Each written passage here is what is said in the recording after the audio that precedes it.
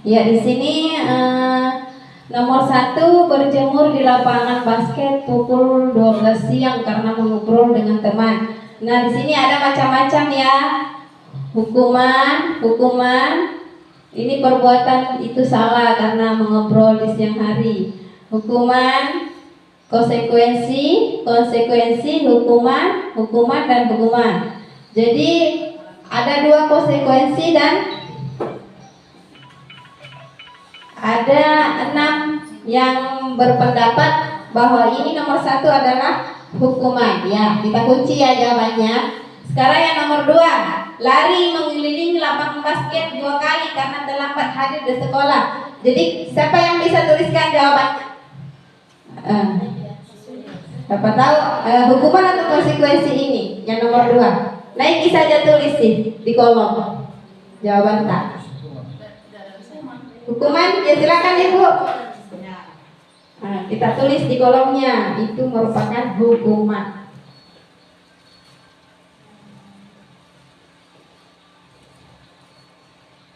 Iya, yang ketiga menggantikan kertas tugas teman dengan teman yang telah dicoret-coret. Itu hukuman atau ya silakan Ibu Ati. Itu hukuman atau konsekuensi? Iya, silahkan ditulis.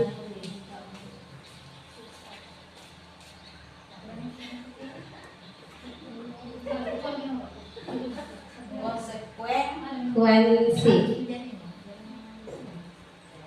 Ya. Nomor 4, murid diminta untuk push up 15 kali karena tidak menggunakan sepatu hitam di sekolah. Silakan Ibu Rasna. Itu hukuman atau konsekuensi? Dihukumi push up karena tidak pakai sepatu hitam.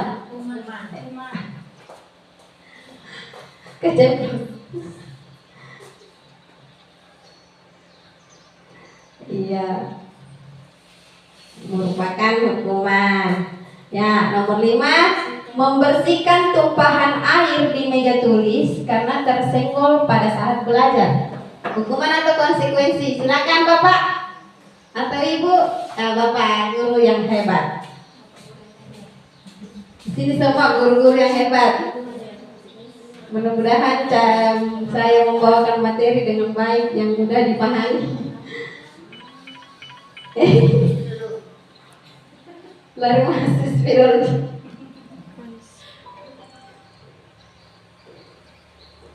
Kuen pakai nggak ada e-nya Pak. Kuensi. Konsekuen. Pakai r di dekatnya s. Iya, ya konsekuensi. Ya. Kita beri aplaus dulu pada semuanya. Terima kasih atas jawabannya Ibu. Nah, kita lihat jawabannya ya.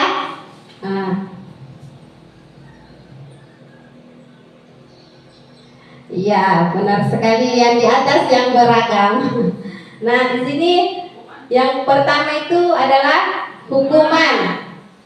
Yang kedua hukuman juga, yang ketiga konsekuensi, yang keempat hukuman, dan yang kelima konsekuensi.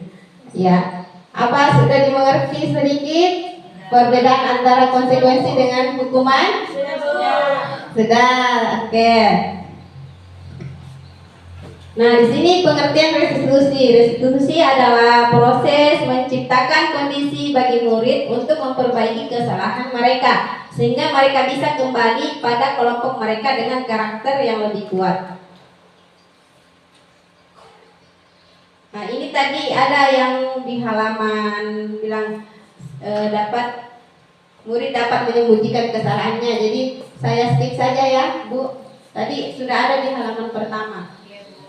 Nah, hukuman dan disiplin adalah 2 pendekatan yang berbeda dalam mengelola perilaku anak. Perilaku anak atau murid. Lingkungan pendidikan. Hukuman bersifat tidak terencana atau tiba-tiba, di mana anak atau murid tidak tahu apa yang akan terjadi dan tidak terlibat dalam proses pengambilan keputusan.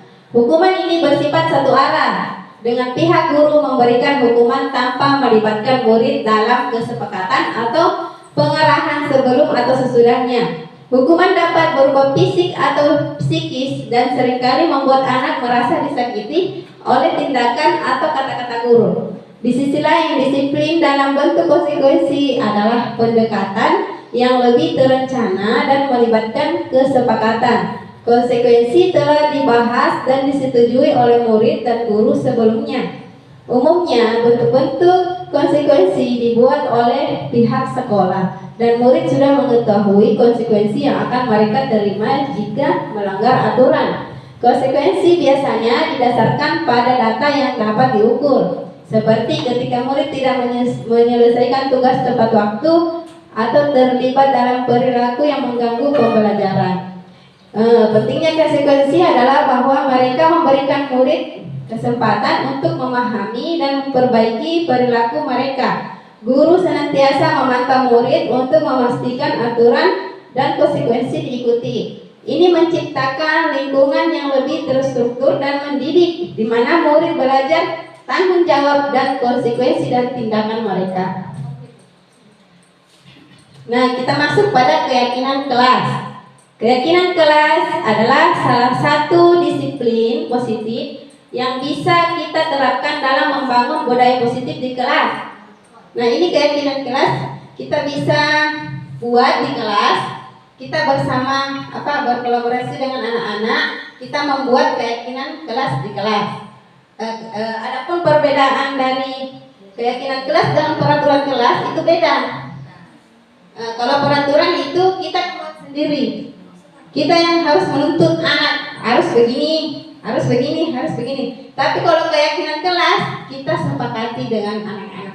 Dia yang sendiri yang bikin apa kira-kira yang bisa kita terapkan di kelas agar keyakinan yang kita terapkan agar kelas kita bisa nyaman dan tentram. Nah ini tadi mengapa keyakinan kelas, mengapa tidak peraturan kelas saja? Karena seorang akan lebih tergerak dan bersemangat untuk menjalankan keyakinan daripada hanya sekedar mengikuti serangkaian peraturan tertulis tanpa makna. Murid-murid pun demikian, mereka perlu mendengarkan dan memahami arti sesungguhnya tentang peraturan-peraturan yang diberikan, apa nilai-nilai kebajikan di balik peraturan tersebut. Jadi kita bikin keyakinan kelas sesuai dengan nilai-nilai kebajikan. Contohnya, di sini ada pembentukan keyakinan kelas itu bersifat abstrak daripada peraturan, berupa pernyataan-pernyataan yang universal, yang umum, tidak terlalu banyak. Kemudian tata tertib di sekolah terlalu banyak ya Ibu. Oke, jadi sulit dipahami oleh siswa. Kemudian bukan kita sama-sama yang bikin, kita sendiri yang bikin, jadi dia sulit memahami. Kalau kita sama-sama berarti dia langsung ingat, oh ini keyakinan kelas saya. Nah, senantiasa dibuat dalam bentuk positif. Artinya misalnya tidak boleh datang terlambat. Kalimat positifnya itu seperti apa?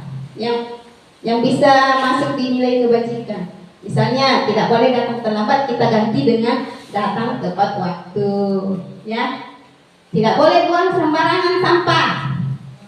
Buang di tempat sampah. Jagalah kebersihan. Ya, itu ya Ibu. Sesuatu yang bisa diterapkan di lingkungan kelas. Apalagi kira-kira jangan ambil sembarangan pensilnya orang, menghargai orang lain. Nah itu ya, adanya keterlibatan semua warga kelas, kemudian ditempel.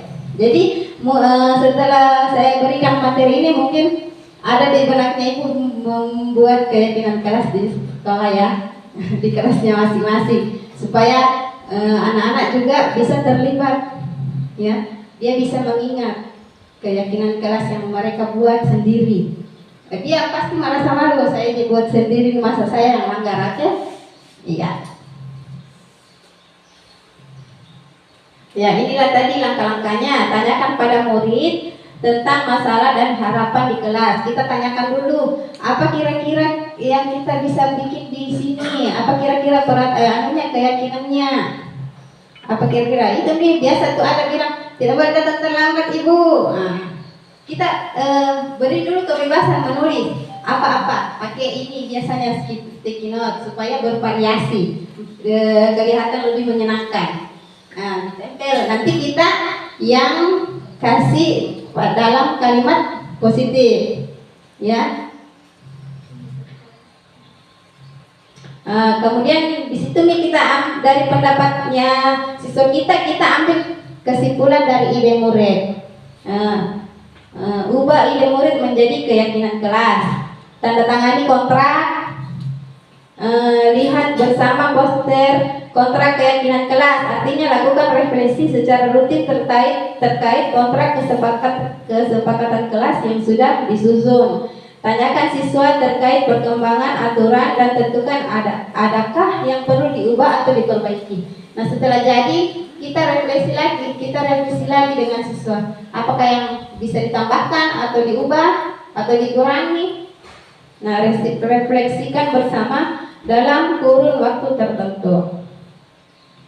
Nah, sekarang kita refleksi satu orang saja ya, kalau bisa. Bagaimana perasaan Ibu setelah mempelajari atau setelah mendengarkan materi yang saya bawakan ini?